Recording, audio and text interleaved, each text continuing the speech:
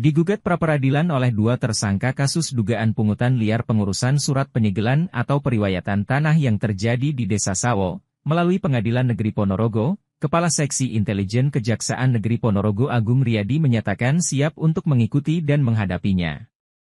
Hal tersebut disampaikan Agung usai sosialisasi hukum di Desa Ngumpul, Kecamatan Balong Ponorogo Rabu 6 Maret 2024. Ya, intinya ini semua berjalan ya. Jadi tetap ya kita nanti akan istilahnya jalani juga. Nanti di sidang pra-peradilan juga nanti akan kita dalami juga.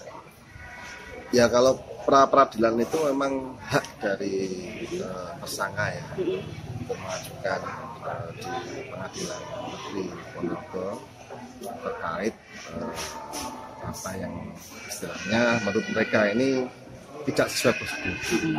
Ya kita tinggal ini aja ya setelah nanti dari pengadilan ada jadwal sidang nanti kita ya jadi pra-peradilan itu bisa dilakukan memang sebelum persidangan ya, di persidangan perkara pokoknya ini berjalan, itu aja sih. Jadi setelah penetapan tersangka atau apapun itu bisa dilakukan. Jadi semua yang kita laksanakan pasti sudah sesuai. Dua tersangka SJ dan SY ditahan Kejaksaan Negeri Ponorogo karena diduga terlibat dalam kasus pungutan liar dan penyalahgunaan wewenang dalam proses penyegelan atau periwayatan tanah di Desa Sawo hingga menimbulkan kerugian ratusan juta rupiah. Kuasa hukum kedua tersangka, Ernawati telah mengajukan gugatan pra-peradilan terhadap Kejaksaan Negeri Ponorogo ke Pengadilan Negeri setempat. Sidang perdana gugatan pra-peradilan yang diagendakan hari Jumat 1 Maret 2024 lalu, terpaksa ditunda karena pihak Kejaksaan Negeri Ponorogo tidak hadir. Sidang akan digelar pada tanggal 7 Maret 2024 besok dengan agenda pembacaan permohonan pra-peradilan. Terkait dengan telah dilimpahkannya tahap 2 untuk kedua kliennya, Ernawati menyatakan tetap menghormati proses hukum yang dilaksanakan Kejaksaan Negeri Ponorogo. Pun demikian Ernawati menegaskan, jika proses dari gugatan pra-peradilan masih tetap berjalan. Nah untuk kami, untuk pra-peradilan juga tetap masih jalan, karena nggak ada halangan untuk pra-peradilan tetap jalan sampai ya, jadi berjalan beriringan. Kejaksaan juga berjalan menjalankan kewenangannya sesuai protapnya. Dari pihak tim penasihat hukum mengajukan pra-peradilan juga sampai titik nanti istilahnya kalau nutut ini kan istilahnya jadi kayak dua jalan ya, dua jalur lah. Pra-peradilan tetap jalan, kemudian dari kejaksaan juga jalan ya.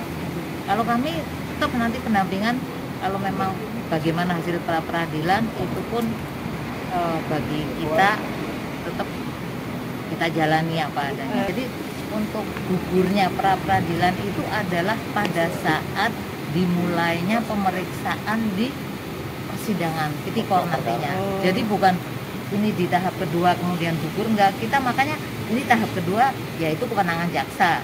Nah untuk pra-peradilan itu adalah memang hak dari tersangka melalui tim PH.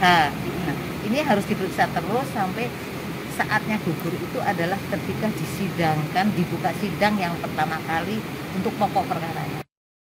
Sementara itu, dua tersangka yaitu SJ dan SY telah ditahan oleh pihak Kejari Ponorogo sejak Kamis 1 Februari 2024 lalu. Dan saat ini telah dipindahkan ke Rumah Tahanan Kelas 1 Surabaya pada Kejaksaan Tinggi Jawa Timur selama 20 hari terhitung mulai tanggal 5 Maret 2024 hingga 24 Maret 2024 mendatang.